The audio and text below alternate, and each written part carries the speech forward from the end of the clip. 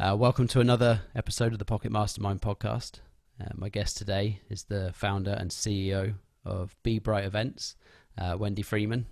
So Wendi has over 15 years experience planning live and virtual events, so very well qualified to come and share with us today how to plan, market and launch successful engaging events. So Wendi, a very warm welcome to the Pocket Mastermind podcast. Thank you so much. I'm excited to be here. That's good. Really, really good to have you. And we were just talking beforehand, and you were calling all the way from Atlanta, Georgia, which the amazing feat of technology. It's great since COVID all hit. I've spoken to so many people from different places and people I wouldn't have otherwise spoken to, I don't think. So I love this stuff. It definitely makes life easier. Lot more opportunity for connections. For sure. So I said there at the beginning, 15 years of experience in events. Where did that all start? How did you get into events? And then we'll talk about how do we make good events, good engaging events? Because I think there's been a big switch into virtual, right? The last few months in particular, more than ever, we switched into virtual, and there's more to it than just sending out a link and hoping people rock up. Definitely. So give us a bit of background about you. Yeah, so the 15 years was really, in my professional world, but it started back when I was a child. I mean, planning my own birthday parties, planning youth group events, planning, high school events, sorority events, things like that. And so when I realized that I could take my passion and skill of planning events and actually make money doing it, it was a no-brainer. I went to school, I got a marketing degree.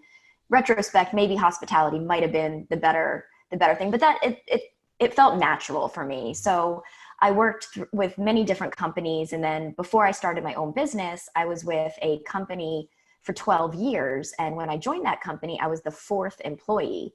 Oh, wow. And then when I left, they were up to 700. So over the course of 12 years, it really gave me the opportunity to hone in on every different type of event, from the really small ones where there's not a lot of budget that a startup company might be, experiencing, all the way to really large events. The last one that I did for them was about 750 people, 4 days with a, $1.5 million budget. So it really allowed me the opportunity to experience and plan not just one type of event. So I think that's what, one, it makes my day-to-day not monotonous. There's, every event is different types, whether it's a conference, a seminar, a mastermind, a retreat, even, as small as a round table or a lunch and learn, all the way to, like I mentioned, those large events. And then now, obviously, I started my company with the focus on in-person events, because that is my happy spot. I love the energy. I love being able to keep the hosts calm and focused on their mission and their message, while I'm the one running around behind the scenes, making sure that all the T's are crossed and I's are dotted. And then obviously with the onset of COVID, quickly pivoted to virtual, which the company I was with previously, I was the one that I was there for 12 years, was a technology company. So over that time, we did a lot of our own virtual events, more along the webinar type. But I had that technology background to be able to make a seamless transition. So how do you make that transition from the live? How do you then get that live feel of an event onto virtual? Because like you say, webinar is one thing, but it's very transmissional, isn't it? It's not really interactive in most cases. How do you create an engaging event effectively online and get that energy that you talk about in the in-person? How did you go about that in the first place? Well, and that's a great question, because I'm sure that all of your listeners have been on some really good virtual events and have been on some not so good events, right? The ones that it's playing on a separate screen or in the background and you don't even realize when it's over. I've definitely been on those events where all of a sudden it's like silent and I'm like, oh, I guess it's over now. So I think, what's really important for people to realize is that when it comes to an event, whether it's virtual or in person, 80% of the planning part is exactly the same. It's just the logistics, the background, all of that. where the real, where the rubber meets the road is the 20% that comes down to technology and touch. And so it's really important to identify what are those elements of an in-person event that you love, that you make, that makes that experience, and how can you repurpose that into a virtual space. So one of the biggest things obviously is connection and engagement and community. And like you said, with a webinar, it's very one-sided. So how do you facilitate conversations that make you feel like you are, engaging, that you have a connection, not just with the speaker, but with the other attendees? And what I've learned is it really comes down to intentional agenda design and really leveraging the technology. I mean, Zoom breakouts is a great example of that. And I've been on a lot of events where people are using Zoom breakouts, but they send people into a breakout. There's not a whole lot of organization to it. It's like, okay, we're going to go switch, talk about this question. When really it comes down to how are you facilitating that? Making sure that you're going in with clear, crafted, like I like to say, you should be an engineer of good questions. And think about what are those life-giving questions that are going to help people to open up, to become vulnerable. And I mean, I say vulnerable because the majority of the events that I plan are for mission-focused, purpose-driven entrepreneurs, organizations, nonprofits that are making a huge difference in people's lives, a big impact. And so when you create that safe space for them, that's where those connections start to happen. And then you bring them back to the main room and you do the group shares. I mean, that's one of my favorite parts about in-person events, is where you see people get up and they share an experience and they've had this amazing breakthrough and everybody thrives on that. So you can definitely recreate that in the virtual space. And something else that I do with a lot of my clients, and I think a lot of people are really starting to pick up on this, is the use of Facebook or LinkedIn communities and groups, and setting that up, not just your business page, but setting something up separately before the event. Maybe your speakers are popping in there to, to prime the room, to get people excited. You're asking engaging questions that are getting people to start to post in there and engage, even if it's a introduce yourself and what is your intention for registering for this event. Then when you come to the room and you see everybody's pictures and videos and you're going into breakouts, there's already that sense of community and connection. Familiarity. Exactly. And keeping that alive even after the event is what's really critical. There's definitely,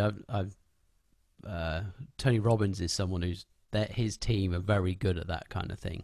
Exactly. When they do their events. I mean, obviously, he's been doing this a very long time, and a huge budget and a lot of experience and master. I think he's a bit of a master when it comes to these kind of live events. Oh, absolutely. Definitely something I've seen.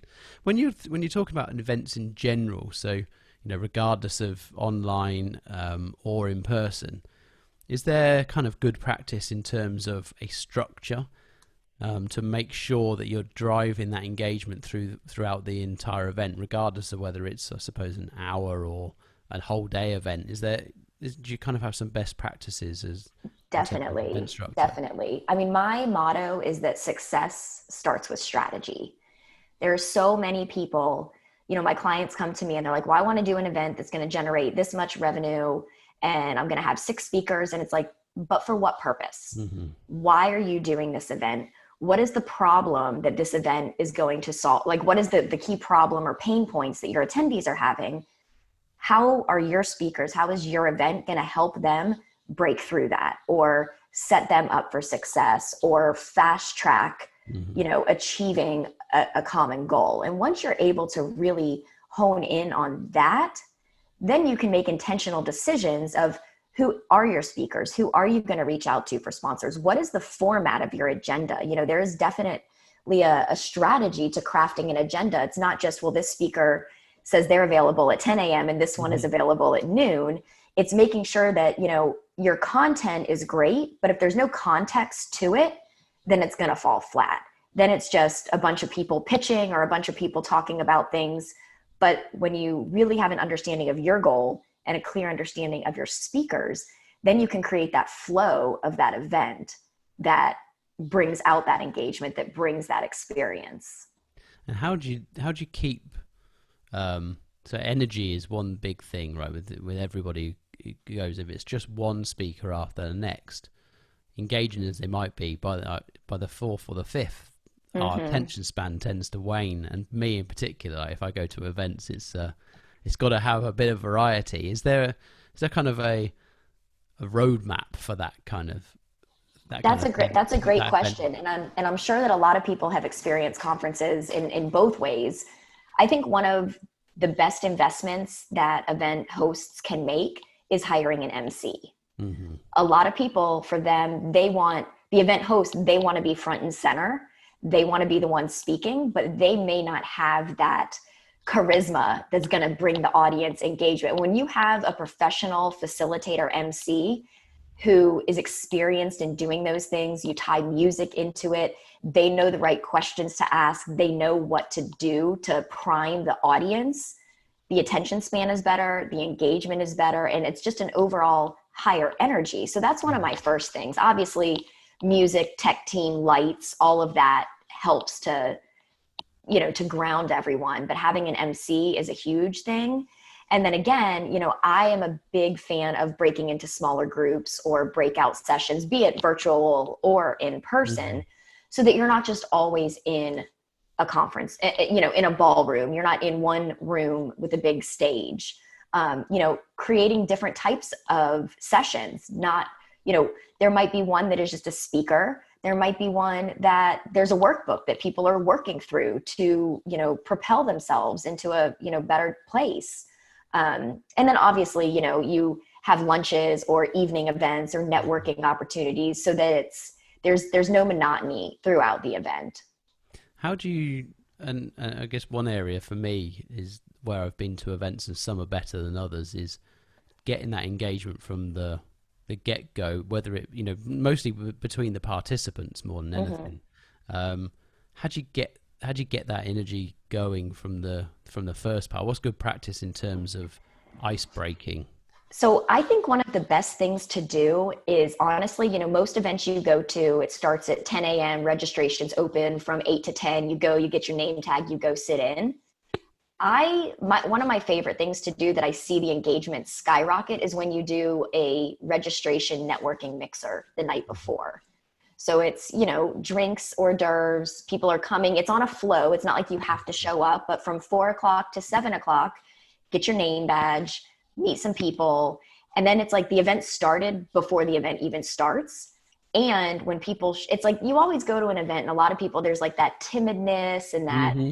you talk to the people that you know, or you're sitting there pretending to be on your phone, not really talking to anyone. Some awkward conversation with you go to sit down Exactly. in the empty room and then someone sits next to you and you got the awkward, hey, where you Exactly. from? Yeah. Exactly. But you do that with a drink in your hand or just in a social environment. Mhm. Then you show up the next morning and you're ready to go. You already see some familiar faces, whether you spoke with them or not. It's not just that. It makes it feel a little bit more personal and not as business. So I think that works really well. And it doesn't have to be, chances are if it's at a hotel, like a lot of people tend to steer away from that because they're like, oh, that's going to add to my bottom line. Mhm. Well, chances are you already have the space booked because you've been doing setup that whole day. And so, it doesn't have to be a full bar and a lavish spread. I mean, it could be very light, cheese, meat and cheese trays and Yeah. beer and wine. But that investment, that's part of what I try to help my clients with, or I do help my clients with, is I understand this is what your budget is, but let's really look at where spending that money is going to give you the best bang for your buck. So the overall experience of your event is critical, especially if it's an enrollment event where you're going to, on day 2 or 3, enroll people into a high ticket offer. So putting that money there, even if that means maybe your backdrop of your stage isn't as lavish or, as Mhm. impressive, it's like making those intentional decisions of what's going to truly get you the result that you're looking for. Yeah, and the attendees going away with that nice warm feeling that they had a Exactly. good time. They probably met some people. They probably follow up with new contacts and their network builds. The the benefit of that, albeit indirect, you may not feel it immediately, is what will get people coming to more events because they'll Right. say, "Oh, that event was really good. I met so and so, blah blah blah," And I think it Exactly. can be underestimated getting things off to a kickstart. It is. And when you think about it, when people leave, they have the experience that they had in the moment, and then they have their memory, Yeah. right? So the memory is what's going to stick with them. Unfortunately, that amazing experience, it turns into a memory. Yeah. Do you think that people are going to be like, wow, that stage set was phenomenal? Or are they going to be like, that was a great networking mixer the Yeah. night before it all began? Like, those are the things that create memories. Exactly. And then how do you translate that onto online events specifically? And like you said, the Zoom breakout rooms. I've been on a few events, and suddenly you go into these rooms and no one really speaks to begin with. No one wants to speak over each other. That I think that's one of the Mm-hmm. challenges, because it's harder in that environment to know when someone else is going to speak, I think. Um, how do you facilitate one of those rooms really well? That's a great question. And the number one thing is have enough moderators where you have a designated person in every single room. I've seen a lot of events where they just split up into 5 rooms, but there's nobody in the room running the room. Hmm. So assigning a moderator for each room is definitely a key to success. And if some people don't have the resources to do that, even though, I mean, it could be as simple as just getting a group of friends together and being like, hey, can you pop on? These are the Yeah. questions I'm going to ask. But a big piece of it is, before you put everybody in the breakout rooms, explain the process. Like, even if it's, explain it verbally, throw a slide up or use the whiteboard, or if you have a projector, whatever it may be. So Hmm. verbal and visual, level set the expectations. You're going to have this long in the room. The person with the longest hair is going to go first. The person with the shortest hair is going to keep the time.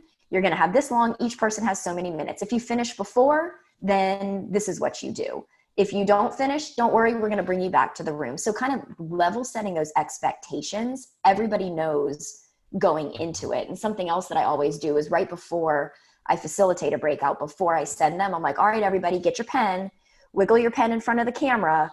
So Hmm. that's doing two things. One, it's creating a state change. So everybody's back there aware. You just gave them an action to do, versus them being like just waiting for the blue box to show up. So it's Hmm. that state change.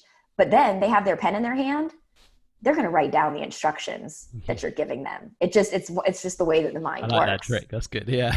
So it's kind of it creates two positive activities that your unconscious mind doesn't even realize is happening.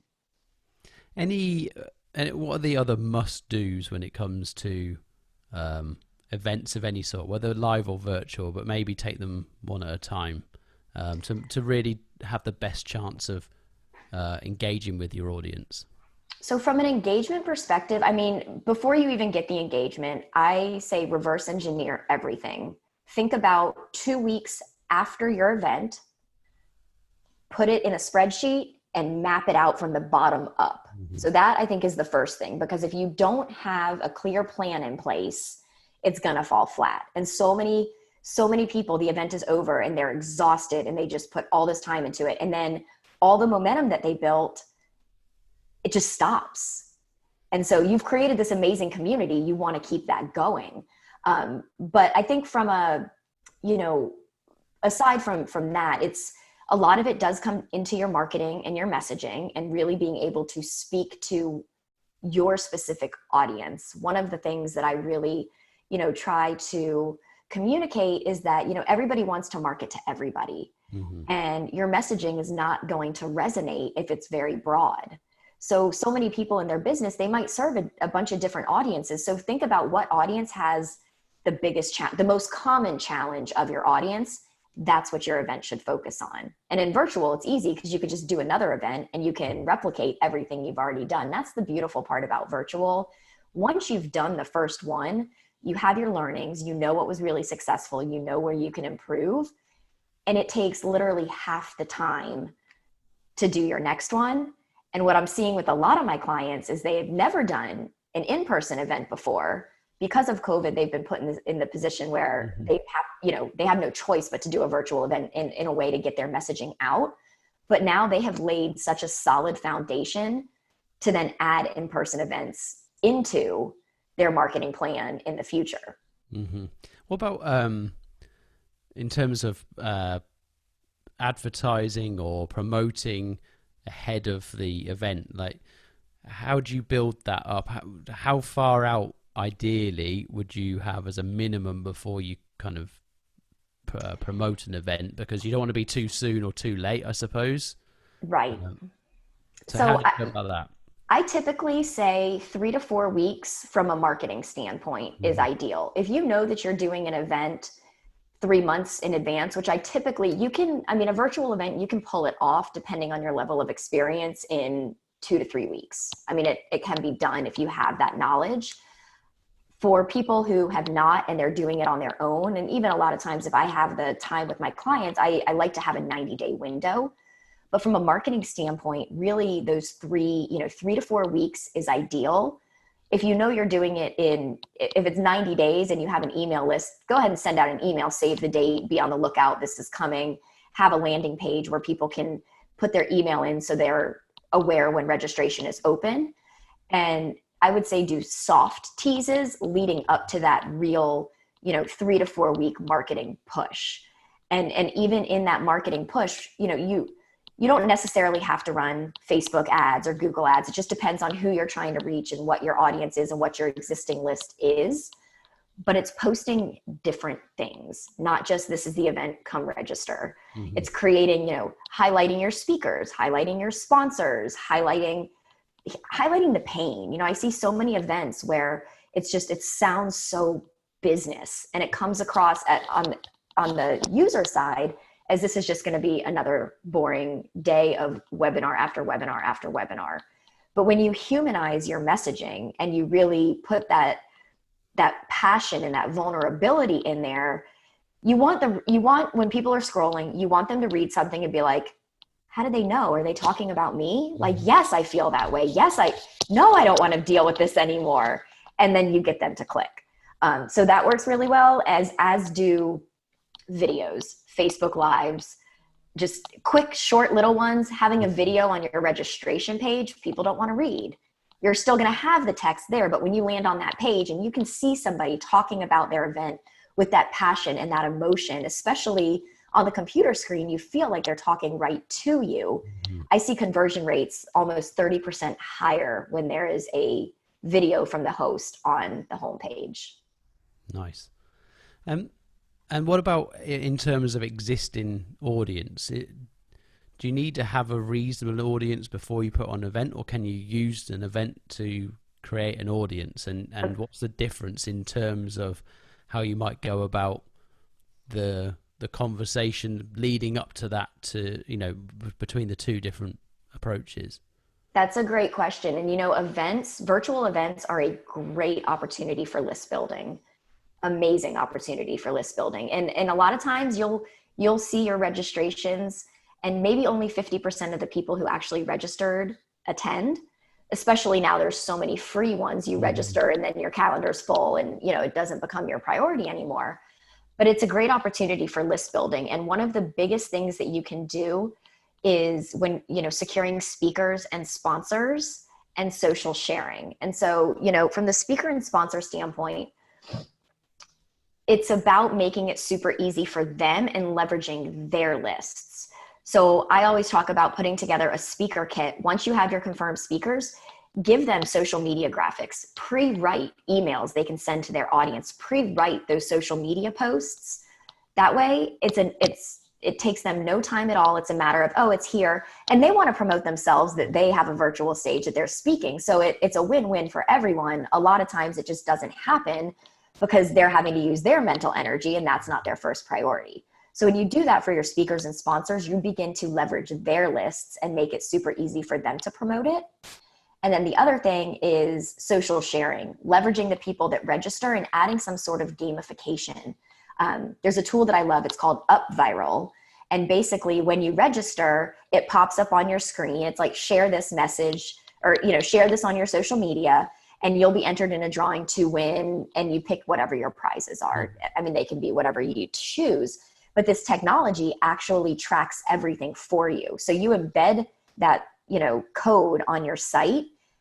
And then the day of your event, you log in and it shows you how many times this person has shared. And of that person, this is how many registrants. So, asking people to share is great, but when you can add a little bit of a game to it and Mm-hmm. competition, people are so much more likely, especially now. I'm seeing AirPods, the podcast microphones, Amazon gift cards, like people want those things, Mm-hmm. and it's very easy to, yeah, sure, I'll go share this on my page. Yeah. And it tracks it automatically. You don't have to do anything. So I've seen that be a great opportunity for people with smaller lists to build their lists organically. And when is it okay to monetize? Because I think this is one of the challenges, because like you said, there are so many free events. What point does it become okay to say, actually, we've got enough value in our event or on our event, with whether it's speakers or whatever that is? What makes it? What is the point where you can say, actually, I can charge for this event? I feel strongly that you can always charge for an event. If you are in person, you would never do a free event in Mm-hmm. person because you are delivering value. And it's important for people to realize that you're still delivering value, even if it's virtual. I think that a lot of people, especially with the onset of COVID, kind of that scarcity mentality came across, and it's, well, people don't have money and I don't want that. It's like, but at the same time, we are all in business for a multitude of reasons, one of which is to make money. Mm-hmm. So it's not bad to offer free, especially in the industry that I'm in. You want to help as many people, or, the people that I'm working with, they want to help as many people as possible and not limit that. So I always suggest doing pricing tiers where you have the free option and then there's the upgraded tickets. Mm-hmm. And you can do that a multitude of ways. You could just stream your event live through Facebook, and then the paid ticket is what gets you into the Zoom room where you're able to participate in the breakout sessions and then, you can add in, there's so many different things that you can add in. You could do a hot seat with the speakers. You can do an exclusive group. You can do, I call them wow boxes, where you actually are sending a package to the attendees before the event even begins. Cause people love the swag, Mm-hmm. and they get a box, it's branded, it has all this fun stuff. And I mean, again, you're giving value, you're giving, something tangible for something Mm-hmm. tangible. And so, obviously there's the recordings. You can always sell the recordings. So there's so many different things. When I did my event, I had an event last month, which was teaching other event planners how to create experiences. And so we had a free ticket, and we also had the upgraded ticket, and the upgraded ticket got them into mastermind lunches. So very small curated groups of, lunch with myself and two other event experts.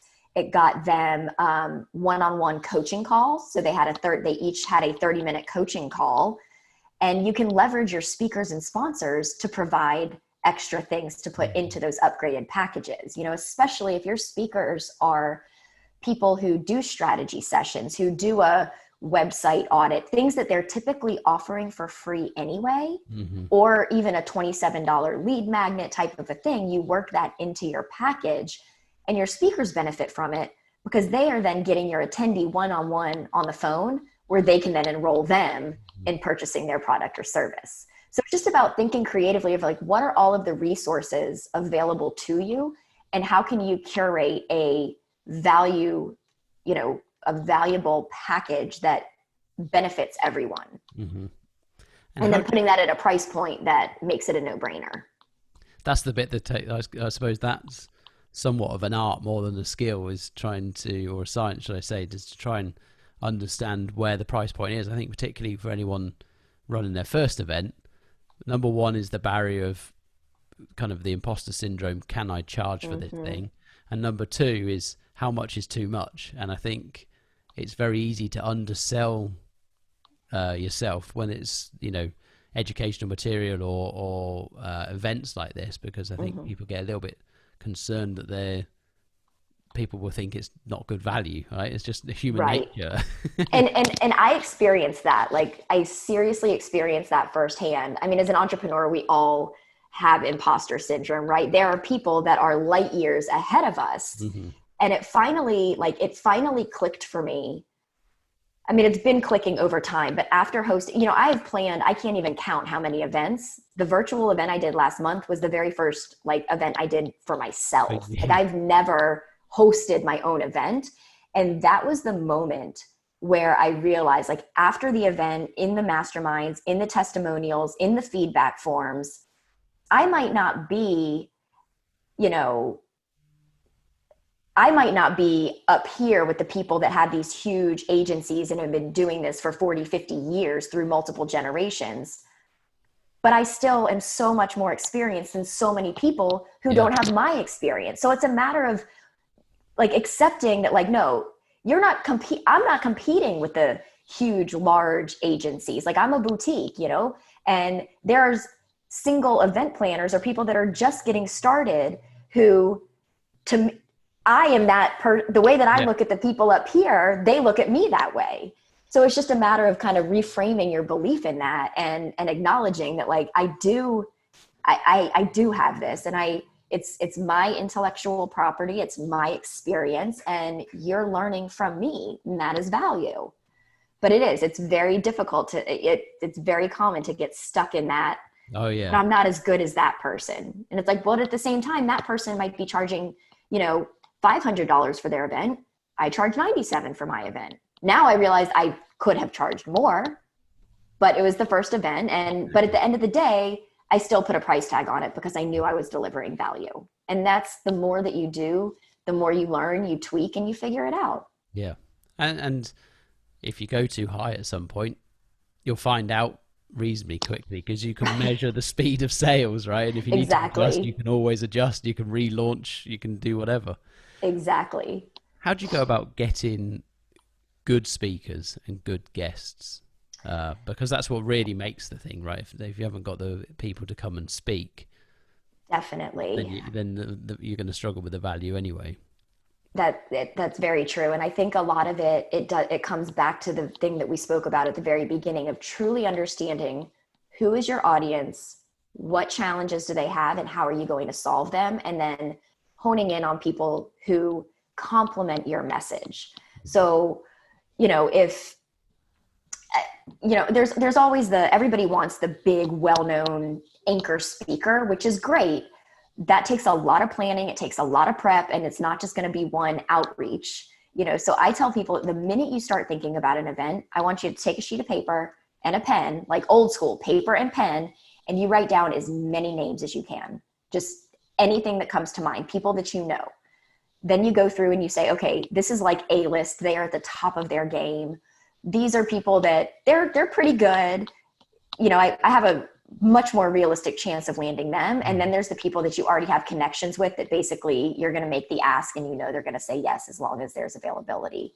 Then once you do that, I say go and Google the people that you knew and see who else comes up that you might not know. And then, with virtual right now, it's much easier to secure speakers because they're not traveling. They could do 7 events in a day. And there's so many people out there with a mission and a message that are looking for virtual stages. So a lot of it, I've had a lot of clients, they go into the speaker Facebook groups and I'm hosting an event on this, is there anybody in this group who would be interested? And granted, you get a huge response because everybody wants the stage. That's where it's important to know what your non-negotiables are. These people have to check these boxes, have an intake form. If they check the boxes, then you have a phone call.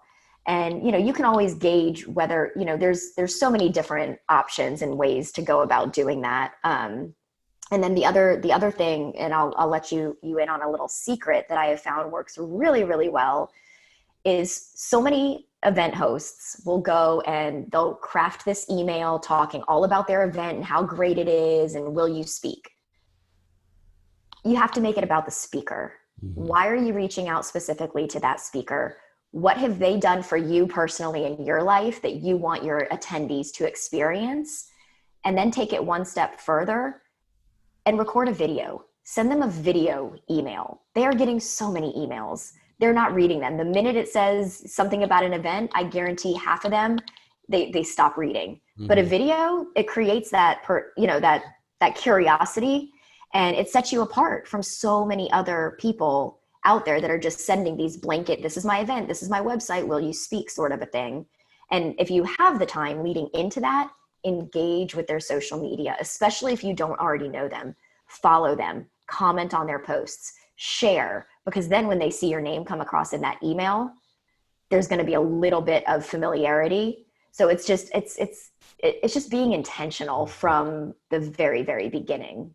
And that's where you need to know further out, don't you? Because I think if you suddenly start stalking someone on social media for a week and then your email turns up, Right, it exactly. looks a little bit false. If you can build that Exactly. gradually over a number of months, maybe, then it feels a bit more natural. Because, like you say, you do Exactly. have And then become just like a super leveraging stalker. social, right. And leveraging social media, because you might write the speaker's name down that you don't know. Go to their social media. For all you know, you have 4 mutual friends, and then you might have somebody who's able to facilitate an introduction. So it comes into just doing your due diligence, and just not just doing it to check the boxes, right?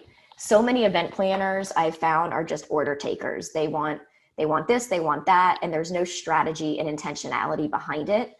But it's when you put that, when you step outside of the logistics and really think holistically, Hmm. that's where you start to find more opportunity. And I see we don't want too much of a disparity between like a superstar speaker and then everybody else, because otherwise, if you kind of take away from everybody else, people just turn up for this one person and only Sometimes really listen, and then you're like, and everyone else it just has to kind of come and follow that act.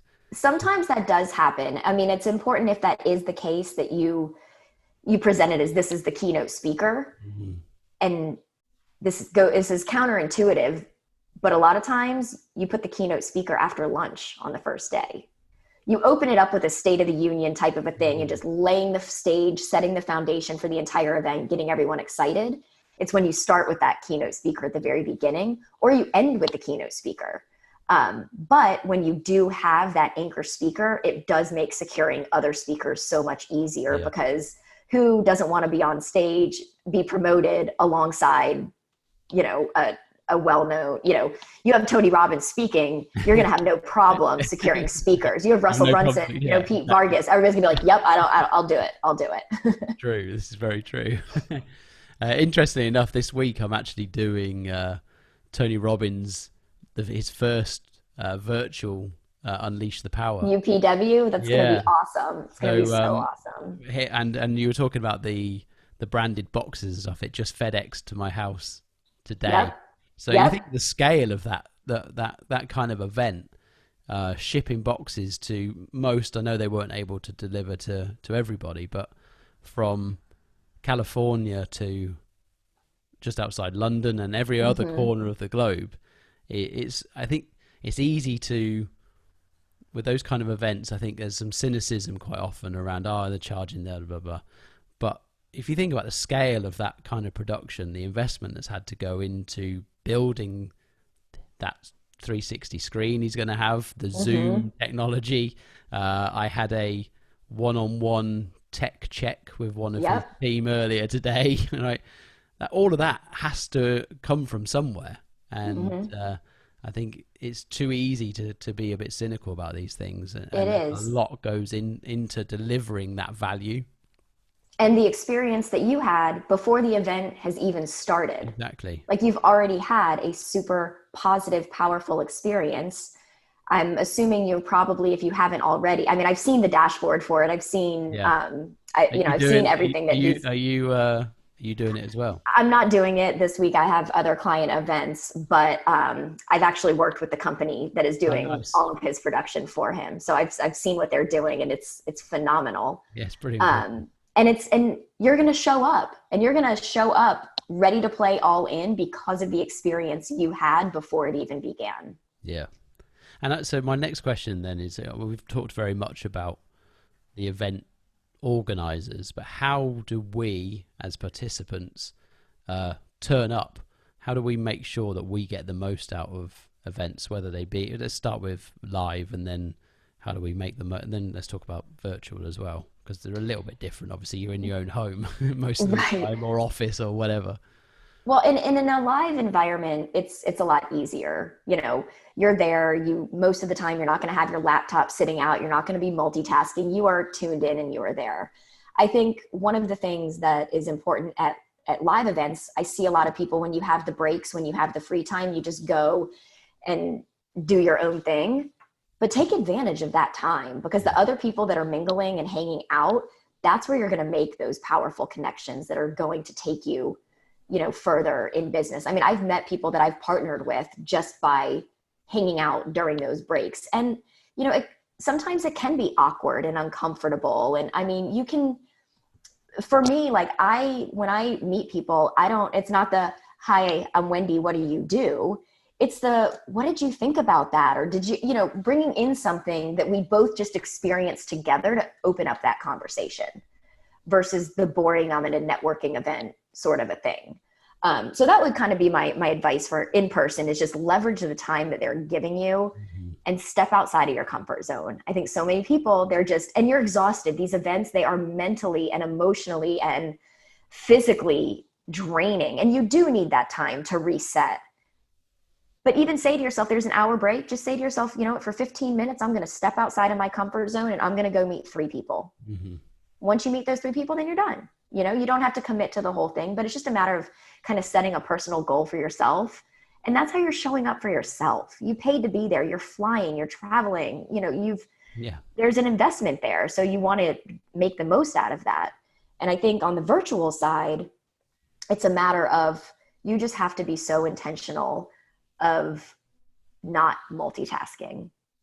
You know, like I turn off my second screen over here when I'm at a virtual event. My phone goes on airplane mode, depending on the event. I'm not going to say I do that for every event, but the ones that I am truly there, like I know that I will receive tremendous value.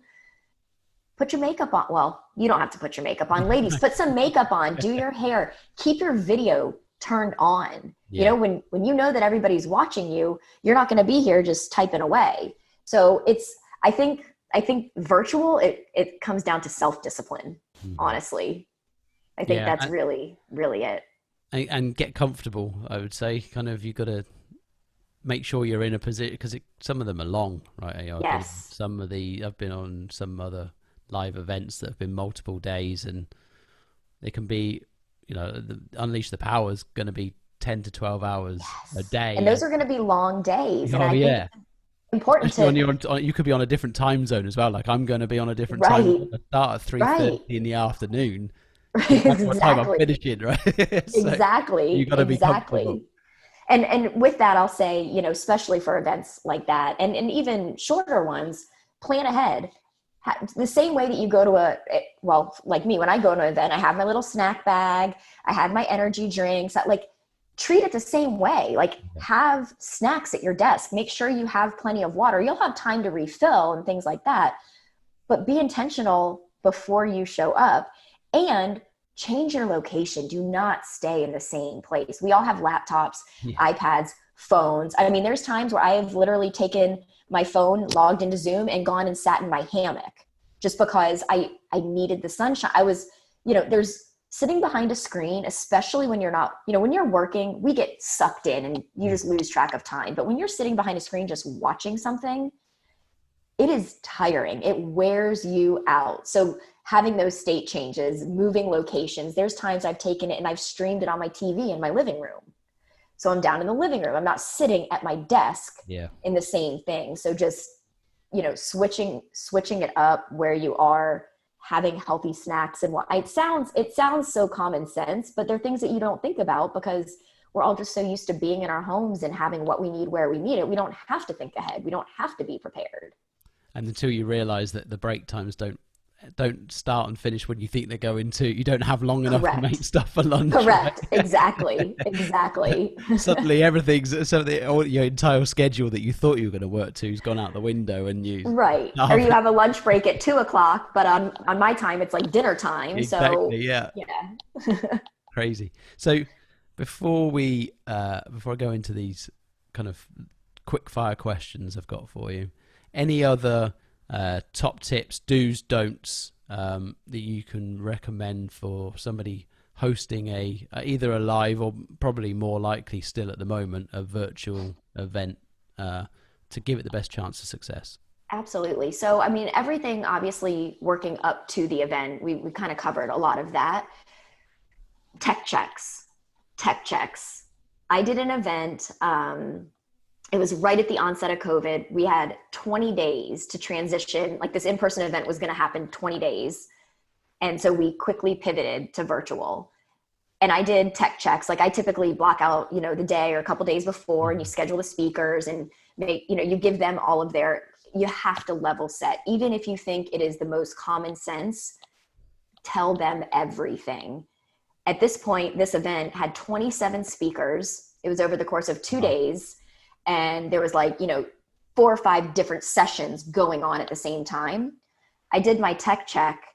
Out of the 27 speakers, less than half of them had ever used Zoom before. You take it for granted, don't you? That is something I did not think to even ask. Otherwise, I would have done tech check. I would have done tech training and then tech check. Yeah. But I think that's something that's really important, and just making sure. I mean, even the same way that you just experienced the tech check as an attendee, it's a matter of, okay, go ahead and share your screen. Okay, I'm going to pull that away. Making sure they're comfortable with everything, and that whether that's the host or your planner, because then your speakers are going to show up more authentically. They're going to be more engaging. It's less energy leaks for them. And then the other thing is just making sure during that event time that you have the resources available to help with technology. You're going to have people that are asking questions in Facebook. You're going to have people that are sending emails. You're going to have people that are answering the chat. So if you are the person who's running the breakouts and the chat and this, like, you're not going to be able to respond to people in real time. So making sure, and usually you can have that with a team of volunteers, and 9 out of 10 times, almost every single question you're going to get, you've already answered in your FAQs, right? So it's just a matter of having those FAQs prepared. So all you have to do is copy paste and here it is. But I've seen so many events where the experience for the attendees from the beginning there's technical problems, and there's one person trying to address all of the problems for 200 people. And so they've already missed the whole first session by the time you get to them. So those are kind of two things that, and if you can hardwire your computer to your internet, hardwire it. Try to do that. Yeah, you can't. You can never accommodate the internet going down full stop. These Right, things do happen, exactly, though, exactly. and the other thing I'd say on Zoom is make sure you've got the right account Yes. to host the number of people you've got coming. Because I've been on at least one where I was okay, fortunately, but other people were not able to get into certain parts of the event because their Zoom license only held 500 people or whatever it was. Right. So, And it's very easy on Zoom. Right before your event, you can upgrade your users, and you can do it just for the month and then downgrade it. I think a lot of people, they think they have to upgrade their entire license, and you can just do that for a month, which makes it very easy. And understanding the difference between Zoom meeting and Zoom webinar. yeah. Zoom webinar, you can't do breakout rooms. Zoom meetings, you can, but you're limited to only 300 people in that breakout. So if you're expecting more people, there are third parties that can help have multiple Zoom rooms and split things up and stream. But it's knowing that going in versus you only think you're going to have 250 people, and then you just did an amazing job with your marketing and your messaging and you blew it out of the water. Now you have 500 people and it's 3 days before your event. And what are you going to do with breakouts? You can only send 300 people there. So where are the other 200 people going to go? That's a very good tip. Yeah. And I've always wondered how the hell do people create these enormous Zoom events, and so there are third parties that sit in and they can ultimately duplicate accounts, I suppose, is what is. Yep. So they have the behind the scenes. The way that it works is there are a bunch of different Zoom rooms. So Zoom, it's usually one Zoom account with a bunch of different rooms, and then they are streaming the general session to everyone. So you might see at the bottom, if you see the participant count, you might see there's 500 people in your room. I might be in Zoom room 4 where there's 300 people. We're watching the exact same thing. When it comes time for the breakouts, I'm going to be broken out among the 300 people that are in my room. You would be broken out among the 400 people that are in your room. But then everybody comes back and you're streaming again. So it's just behind the scene technology, switchers, and I don't do that. I bring in a third party when my clients need that. I know my lane of genius, my zone of genius, and that is not it. Yeah, that sounds way, way, way above my technology capabilities and experience.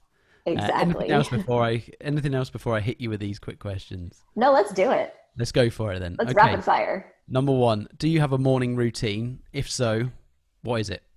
I do have a morning routine. I will be completely honest that I actually set the goal this month to get back to being consistent with it. But I wake up, I have an app that I look at that has a motivational quote of the day. I have 3 affirmations that I say out loud. I focus on 3 things that I am grateful for. And then it's a push up, sit up, squat. And then I make the coffee. Nice.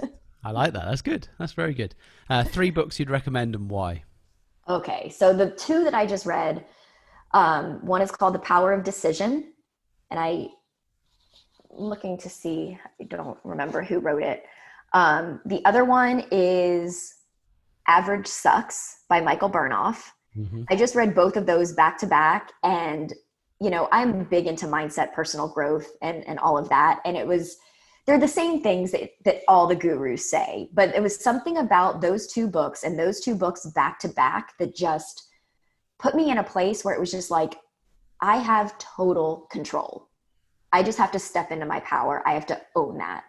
So that was really The Power of Decision. And then The Average Sucks. That one was just about, we all have so much more potential inside of us than we're tapping. And it's just a matter of, leveling up. And, average does suck, and average is boring, and it's complacent, and it's monotony. But Michael Burnoff just walked through all of the different ways that you can really just step outside, and how, we're all confined to a box, and you're not going to run through that box. You have to grow so you can step outside of it. And the different walls of I I don't the know. sound of that concept. It was awesome. And then I think the other book would be more of, I'm going to say it's the Big Leap. And that was the book that I read that really made me take that leap when I was in in a successful 6-figure corporate job, but knowing that I wasn't fulfilled, that there was more for me, that there was, that I wasn't living up to my full potential. And it just talks about, how we create these problems for ourselves. We are on the brink of success or the brink of doing something good. And then we create, he called it our, I think it's a upper limit ceiling, or I read that one like 2 years ago, but I just remember that was one of the ones that just, again, I think the common theme in all of these books is that we are our own worst enemies. Like, we are creating the problems in our life. We do. And We box ourselves in. yes. And until you have that awareness and make that part of your daily practice. I mean, I still create problems for myself. The difference is, in my journey, I've now been able to recognize, wait a minute, this isn't the truth. This is the story you're telling yourself.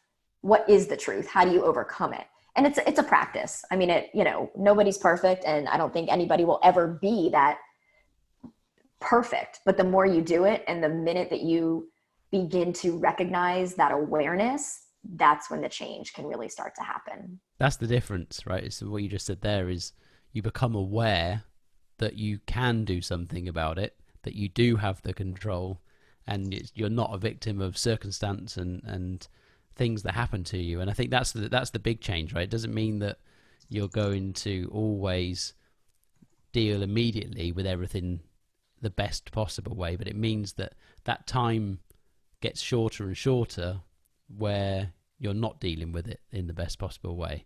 And that just comes with the practice. And I think that's what makes the biggest difference. And reading, for me, is what really gives you the skills to be able to identify that. Like you say, it's a lot of stuff that a lot of people say over and over again, but said in slightly different ways. And it's the repetition. Yeah, exactly. It just keeps it going in a slightly different way. And I think it does condition you to being able to handle what life throws at you. Exactly. And before you ask the next one, I just looked up, The Big Leap is written by Gay Hendricks. Gay Hendricks, yep. And then The Power of Decision is Raymond Charles Barker. Lovely. And then Average Sucks is Michael Burnoff. So they're going to go on my list. That's good. This is it. Purely selfish, of course. I asked these questions so that I could get more books. Unfortunately, people like Tim Ferriss already cost me a fortune in books. He's always listing new books. Similar, three people that you either follow or listen to, and you'd recommend other people checking out, and why? So Sarah Blakely is definitely one of my just powerful woman Never entrepreneur, legend, yeah. philanthropist. Just I love everything about her. She is so inspiring. Actually, her husband, Jesse Itzler, is somebody who was pivotal in my journey. Really? I met, or became aware of Jesse when I was still in the corporate, knowing that I needed to make a change, and just what he was able to do in it's a build your life resume. And it's a completely unconventional approach from all the other gurus out there. But what he was able to do for my mindset was really huge. And then I think another one, gosh, there's so many. I mean, I really like Michael Burnoff. That's why I limit to I three. know, I It's know. hard. I feel like I shouldn't say Michael because I just said his book. Richard Branson. Mm. Richard Branson would be another one. I just Yeah, love his attitude and the way he approaches life. he's a bit of a kind of a hippie of business in many He ways. is. Yeah, do He you know? is. Yeah, I've always liked Richard as well. Three good habits or disciplines that you've added into your life over the years that you think have made the biggest difference. Reading, for Mhm. sure. Reading intentional books. I used to just read fiction books, but reading books that impact your life. Mhm. Um, Self-love, I think, is really important. And I think especially as entrepreneurs, we beat ourselves up all the time. Um, and then gratitude. I think gratitude is another one. You cannot be in a negative state, be angry, be sad, or you can be in that state. And the minute you focus on something you're grateful for, it goes away. So I think those would be my three. Do you know how many times I've said that to, Really? exactly that same thing? Yeah, exactly that same thing. I'm like, if you want to change anything, if you're not in a good place, be grateful for something, because it's absolutely impossible to be anything other than happy whilst being grateful. It's just not Exactly. possible. Um, Exactly. Three, I call this like tools, systems, software, apps, whatever, that you couldn't live without now. Oh man. Canva. Yeah. Love Canva. I used to use Photoshop all the time, and Yeah, you don't need it anymore. I don't need it anymore, and I can get so much more done with Canva. Yep. Google Drive. Like everything is in the cloud. Google Spreadsheets, Google Docs, just everything Google. Um, and then I'm torn on the third because I'm in the process of switching CRM. So I'm not exactly sure what I want my answer to be because I haven't found the one that works perfect for me. So can I just leave it with a generic, some sort of customer relationship management sales Yep. tracking technology? Yep. Again, that's another thing where there's quite a few appearing, and some have bigger marketing budgets than others, and that's probably why they get in your face. But trying to Exactly. track something down that does everything you want is not particularly easy, right? It's not. Everything is missing something. And I'm just Yeah. so sick of having 6 different systems to each do one thing. I need consolidation. Well, stuff So always falls through the cracks. yes. Last question. If you could spend 1 hour with anybody, dead or alive, who would it be? Richard Branson. Winner. Richard Very Branson, good. for sure. That's been my answer for 15 plus years. I like that. Good stuff. Right. Preferably a Necker Island. Oh yeah, that would definitely be the winner. Not in hurricane season, mind you. Right, right. So before we say goodbye, where can people track you down if they want to find out more? Okay, so my website is Be Bright Events Co. and it's BE, like, the Okay. word BE, Yep. brightevents.co.com. And then on Facebook, it's Wendi Freeman. It's Wendi with an I. Also, Be Bright Events on Facebook, Instagram, and LinkedIn. Lovely. Well, it's been amazing. Thank you very much. I've absolutely loved your energy. It's been Oh, thanks, David. This infectious. has been great. I love the rapid fire questions at the end. I've been on a lot of podcasts, and the best part was that you didn't prime me for those. I didn't know what was No, no, coming. no, exactly. I love it. Surprise. I try and surprise you with them, I so loved it. they come a bit more off the cuff. But good. Well, we will speak again soon, I hope. Fantastic. Thank you so much for having me. And thanks for your time, Wendy. Thanks. Bye. Absolutely.